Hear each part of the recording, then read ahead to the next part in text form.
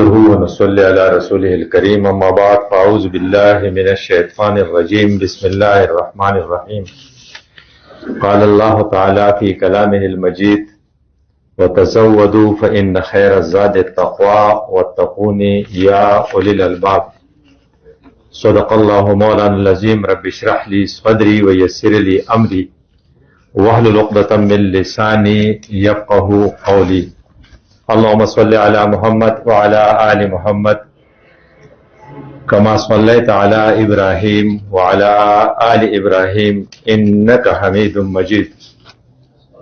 ہمارا یہ کلاس ایک قسم کی ڈیمانسٹریشن یا پریکٹیکل ہے. اس سے پہلے لیکچر ہوا ہمارے یونیورسٹیوں میں اور اداروں میں. پہلے لیکچر ہوتا ہے, بعد میں لوگوں کو لے جاتا ہے ڈیمانسٹریشن روم یا لیب, وہاں پر پریکٹیکل کرائی جاتی ہے کہ جو آپ نے سنا یہاں آپ اسے عملی طور پر کر لیں. ہمارے موضوع جو ہے یہ تحریک اور کارکن, اور عجیب بات یہ ہے کہ یہ تحریک اور کارکن کے جو مواد ہم نے لیے ہیں وہ اس کتاب سے لیے ہیں جو مولانا مودودی رحمۃ اللہ علیہ کے تحاریر اور تقاریر پر مشتمل ہے. اور عجیب بات یہ ہے کہ اب ہے یہ 2025, لیکن یہ تقریر انہوں نے 1944, 1945 اور 1957, 1955 میں کی ہے. اور آپ حیران ہو جائیں گے کہ بالکل ہمارے آج کے مسائل اور جیسے آج کی صورتحال کو وہ دیکھ رہے ہوں اور بتا رہے ہوں, اللہ نے یہ صلاحیت ان کو دی تھی. اور یہ ہے کہ یہ تقاریر اور تحاریر چونکہ حفظ ہوتے ہیں, ایک 44 میں ہوا, ایک 57 میں ہوا. جگہ کون سی تھی؟ ایک جگہ پٹھان کوٹ ہے. پٹھان کوٹ کہاں ہے, کسی کو پتہ ہے؟ انڈیا ہے نا, لاہور کے اس پار ہوگا. اور دوسری تقریر جامعہ ملیہ دہلی میں ہے. تو تیسری تقریر جو ہے کراچی میں ہے, اور چوتھی تقریر جو ہے وہ لاہور میں ہے. یہ تقاریر انہوں نے اس وقت کی تھی اور کارکن کو اپنی ذمہ داری سمجھائی تھی. اس لیے میں پریکٹیکل کہہ رہا ہوں کہ یہاں ہم کارکن ہیں تو ہم کارکن کی ذمہ داری سیکھ لیں گے اور پھر اس کو نبھائیں گے. یہ ایک ذمہ داری ہے جو کرنی ہے. اس کو خلیل حامدی صاحب نے, وہ زندہ ہے, خلیل حامدی صاحب نے اس کو جمع کیا تھا. اور یہ 1980 یا 1979 میں انہوں نے جمع کیا. اور اس کے یہ کتابچہ جو ہے اس کو آپ پڑھ کر آپ حیران ہو جائیں گے کہ اس میں ایسے میٹھے میٹھے الفاظ ہیں.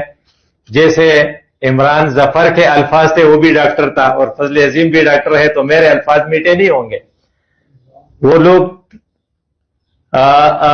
ڈفرنس بتاتے تھے نا کہ ہمارے ایک امیر تھے جس کا نام تھا منور حسن صاحب, تو وہ اگر لڑتے تھے تو لوگ سمجھتے تھے کہ بولتا ہے. اور ہمارے ایک اور امیر تھے قاضی حسین احمد صاحب, وہ اگر بولتے تھے تو ہم سمجھتے کہ لڑتا ہے. تو اب ہم لڑتے ہیں نا, اس لیے کہ عزیز الرحمان صاحب کو جگانا ہے, اور بغیر پشتو کے یہ جاگ نہیں سکتا. دیو جن کله کله موږ د پښتو یو ټکی وایو چې تاسو چرته کې اوده نشئ. تحریک اور کارکن, اب تحریک کیا ہے؟ ایک مشین ہے. تحریکی محنت ہے یا تحریک اسلامی ہے یا تحریک تنظیم اسلامی ہے, اس کو آپ مشین سمجھے. اور مشین کے اندر کیا ہوتے ہیں؟ پرزے. تو کارکن اس کے پرزے ہیں, اور پرزے تب کام کرتے ہیں جب ان کو الیکٹریسٹی ملتی ہے, انرجی. تو یہ تربیت ان کی انرجی ہے. اس لیے ہم تحریک کارکن کی تربیت کریں گے. اور تربیت کے لیے اللہ تعالیٰ نے جو نظام نافذ کیا ہے وہ یہ ہے کہ جمعہ کے دن آپ نماز پڑھتے ہیں تو 4 رکعت کی بجائے 2 رکعت پڑھتے ہیں, اور 2 رکعت میں امام خطبہ دیتا ہے, وہ آپ کی تربیت کرتا ہے. یہ خطبہ یہ آپ کی ایک قسم کی ہفتہ وار اجتماع ہے, اور تمام تنظیموں نے ہفتہ وار اجتماع رکھی ہیں. اللہ نے پہلے سے ہفتہ وار اجتماع رکھی ہے. یہ الگ بات ہے کہ ہمیں اس کی جو ہے تقریر سمجھ نہیں آتی, یا ہم کہتے ہیں کہ جب جی اقامت کا ٹائم ہو جائے گا تو چلے جائیں گے. ہفتہ وار آپ کی تربیت ہوگی, کیونکہ فذکر, آپ یاد دلا دیں, فإن الذکر تنفع المؤمنین. لوگ بھول جاتے ہیں تو آپ ان کو یاد دہانی کرا دیں.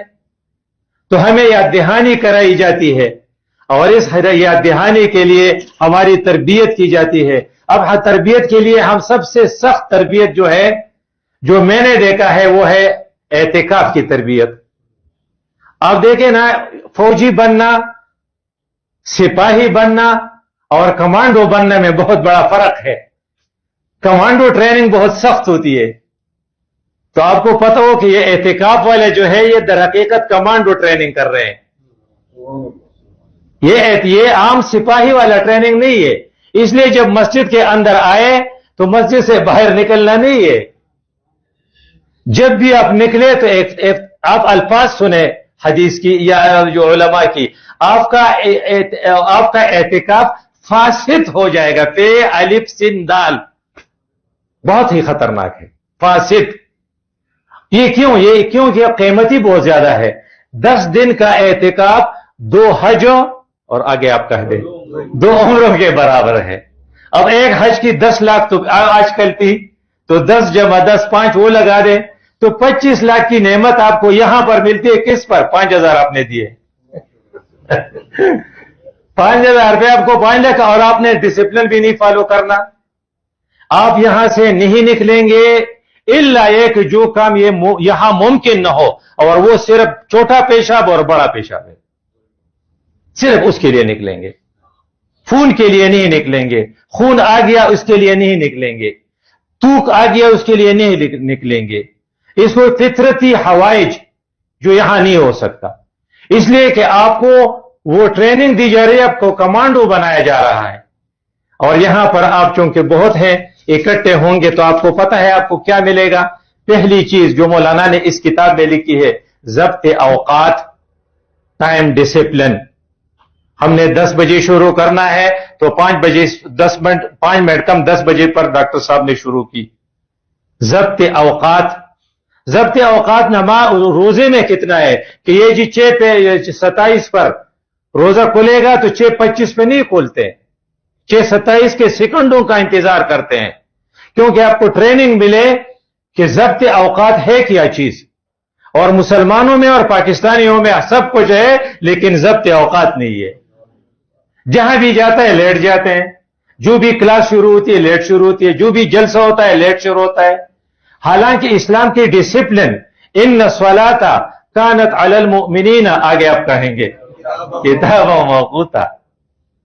तो ज़ब्त औकात मौलाना ने जो अल्फाज कहे ना कि जो आपको मिलती है वो ये कि आप डिसिप्लिन की पाबंदी करेंगे। और फिर उन्होंने एक और बात एक और बुजुर्ग ने लिखी है, जो काम इज्तिमाई हो, इज्तिमाई काम में आप इंफरादी काम नहीं करेंगे।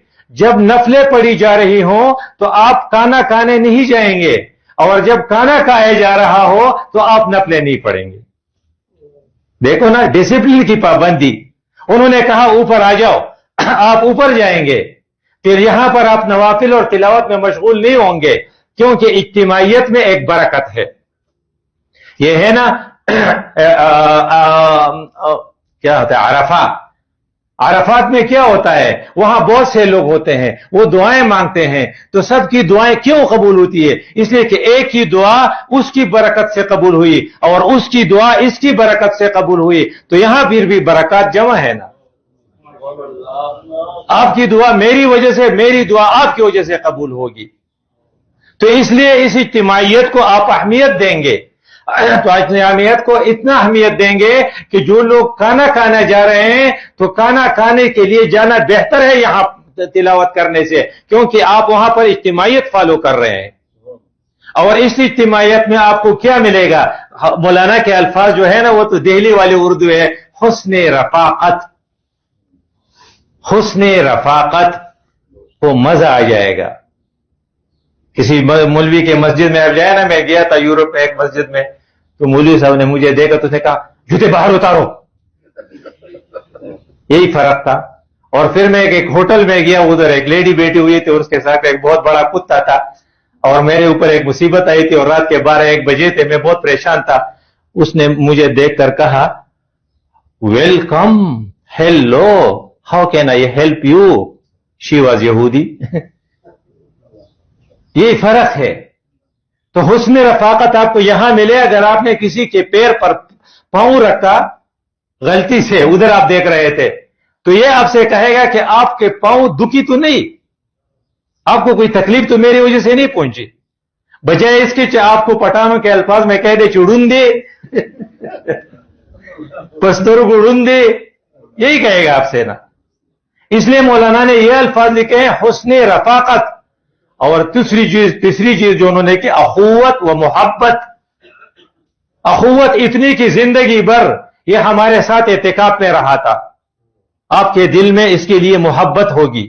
کبھی کبھی آپ اس کو فون کریں گے، کبھی کبھی اس کا فون سنیں گے. جب آپ کو پتہ چلے کہ ڈاکٹر جاوید صاحب اور ہمارے اور ذمہ داران وہ بنیر آ رہے ہیں، تو آپ سب پھر بابا کی طرف لڑ گئے ہیں کہ ڈاکٹر کے امین بھائی کے گھر پہ وہ ہوں گے، میری ملاقات ہو جائے گی. یہ ہے اخوت و رفاقت، اخوت و محبت. لیکن ایک اور کام جو انہوں نے پریکٹیکلی، میں نے کہا تھا نا مولانا نے کہ الفاظ یہ ہے، دوسروں کی خوبیاں اپنی اندر جذب کرنے کی کوشش کریں گے. ایک دوسرے پہ نظر ڈالتے ہیں نا، تو کسی میں ہے کہ وہ بالکل بولتا نہیں، کسی میں یہ خوبی ہے کہ کبھی بھی فارغ نہیں ہوتا، اور کسی میں یہ خوبی، یہ برائی ہے کہ مسلسل بولتا ہے، مسلسل بولتا ہے. اس کو یہ یاد نہیں ہے کہ یہ لوگ سو رہے ہیں. اس لیے اگر آپ تلاوت کرتے ہیں اور دوسرا سو رہا ہے، تو وہ جو ٹرین کا ڈرائیور اگر تلاوت کرنے لگے اور ایکسیڈنٹ کرے تو کون ذمہ دار ہوگا؟ ٹرین کے ڈرائیور کو تلاوت نہیں کرنی چاہیے نا، اس نے تو ٹرین چلانا ہے. اس لیے آپ کو ہر وقت یہ خیال ہے کہ دوسروں کی خوبیوں کو اپنے اندر جذب کرے. ہم تقریباً 200 تو اہم ہیں، اور 100 تک یہ دوسرے لوگ آتے جاتے ہیں، تو 300 لوگوں کی خوبیاں اپنے اندر جذب کریں، اور پھر جب وہاں جائیں اپنے اپنے گھروں میں تو پریکٹیکلی ہم ڈیمانسٹریٹ کریں کہ یہ خوبی میں وہاں سے لے کر آیا ہوں. اور تیسری چیز جو انہوں نے الفاظ لکھے ہیں، دیکھو ان کے الفاظ کو اپنی